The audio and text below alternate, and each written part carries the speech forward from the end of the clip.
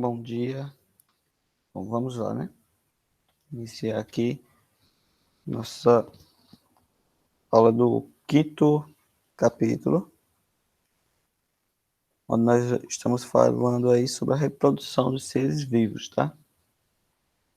Bom, nós sabemos que existe aí no nosso ecossistema, né?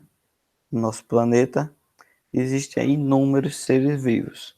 Porém, apesar de ser tantos assim, em termos numéricos, todos eles compartilham de características básicas para poderem ser considerado como tal, né? Para poder ser considerado como um ser vivo.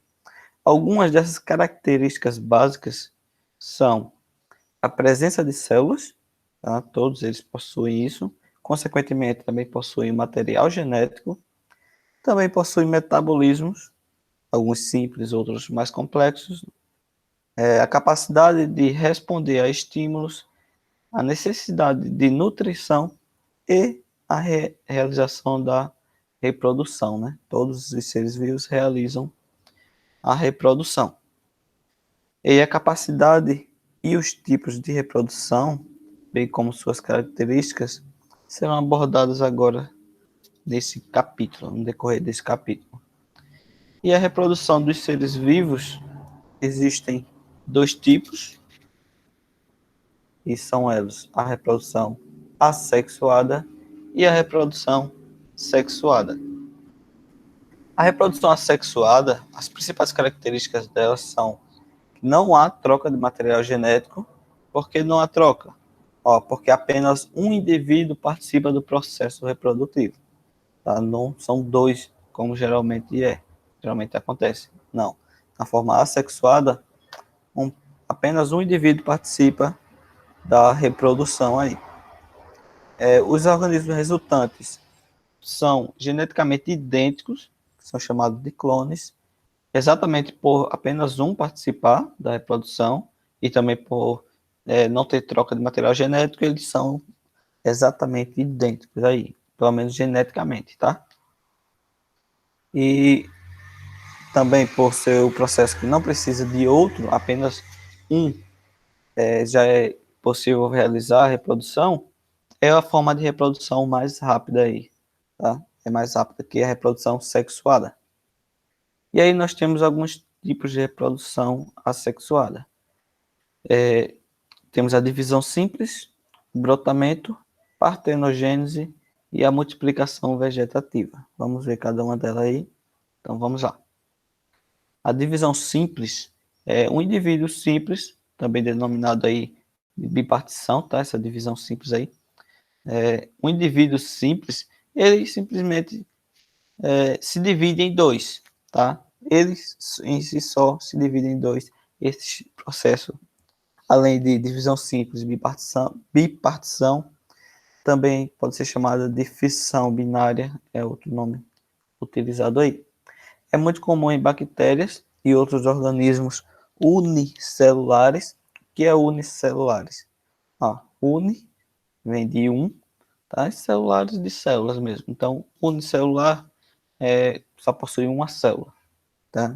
Então, essa divisão simples, a fissão binária, ela é aí comum em bactérias e outros organismos unicelulares, que só possuem uma célula, certo? E nesse caso é assim, nesse esquema aqui dá para identificar. Você tem a célula mãe, que é o organismo original, o primeiro, né? Ele se divide em dois. A bipartição aqui, se divide em dois, dá origem a duas células filhas idênticas a ele no início lá.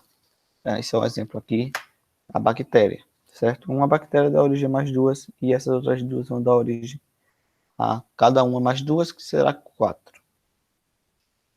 Certo? No brotamento é uma reprodução sexual aí, comum em esponjas e corais, tá? Recife de corais. Uma parte do corpo do organismo ela se desenvolve, uma partezinha do corpo começa a se desenvolver e é chamado de broto. Tá? Essa partezinha nós chamamos de broto. Esse broto ele vai crescer e vai se desprender do organismo original, do primeiro lá, originando aí novos organismos. Nesse esquema você consegue ver, você tem uma esponja, começa a surgir um indivíduo aqui, o broto, e ele se desprende da origem a outro, tá? A partenogênese, essa partenogênese, veja como é. O óvulo, melhor dizendo, ele não precisa se unir a um espermatozoide, tá? Apenas o óvulo ele consegue se desenvolver e dar origem a outro ser, sem necessitar do espermatozoide, tá? É comum em vespas aí, em vespas e abelhas, tá? E como não há contato, não há união com o espermatozoide, não acontece a fecundação, né? Isso é óbvio, tá? É comum sim, em abelhas e vespas, tá? Além de algumas classes também de peixes, répteis e aves. Veja o esquema aqui como acontece, ó. No caso da abelha, nós temos a abelha rainha, que ela vai ter lá os seus óvulos.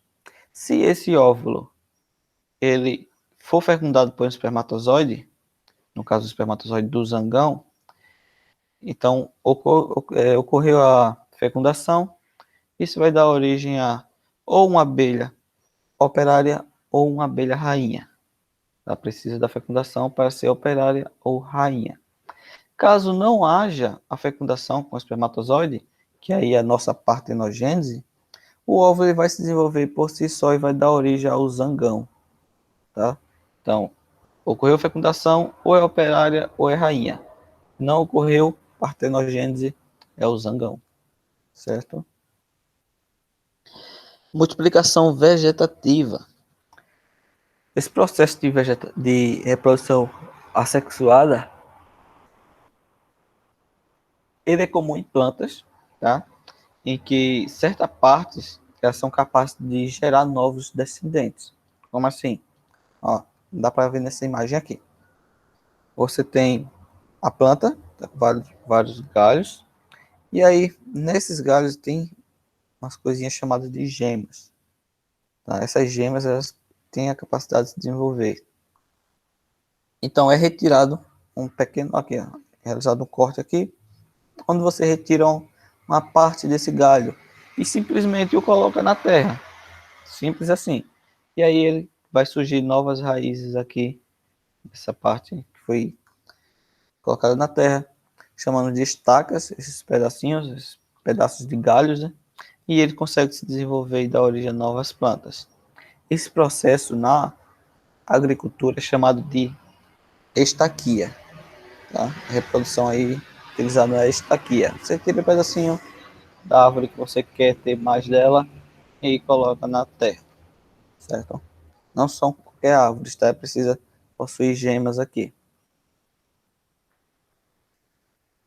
certo? Vamos continuar aqui. Agora a reprodução sexuada. Nós vimos assexuada, agora vamos ver sexuada.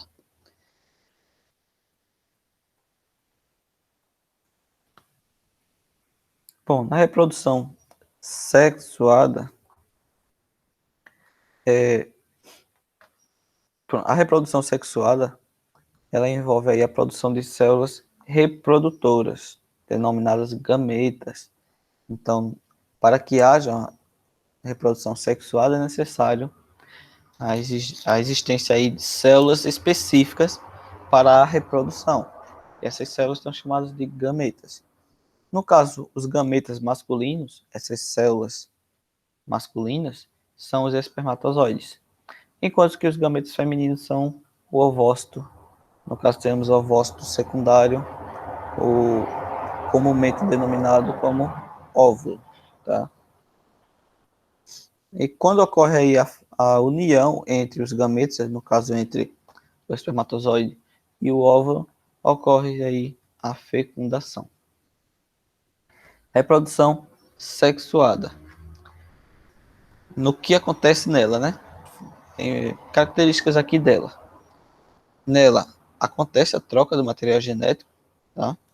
Já que precisa de dois indivíduos, né? Um do sexo masculino e outro do sexo feminino, para que haja fecundação, né? Então, há a troca de material genético. Os organismos resultantes são geneticamente diferentes dos seus descendentes, porque ele pega um pouco de cada, né? Pega material genético do pai, material genético da mãe, e aí ocorre a mistura. Então, eles são geneticamente diferentes. Há uma variabilidade genética, já que está misturando os genes aí, né? Já que há troca genética. E é o tipo de reprodução mais comum entre os seres multicelulares, ou seja, que tem muitas células, não apenas uma, igual vimos antes.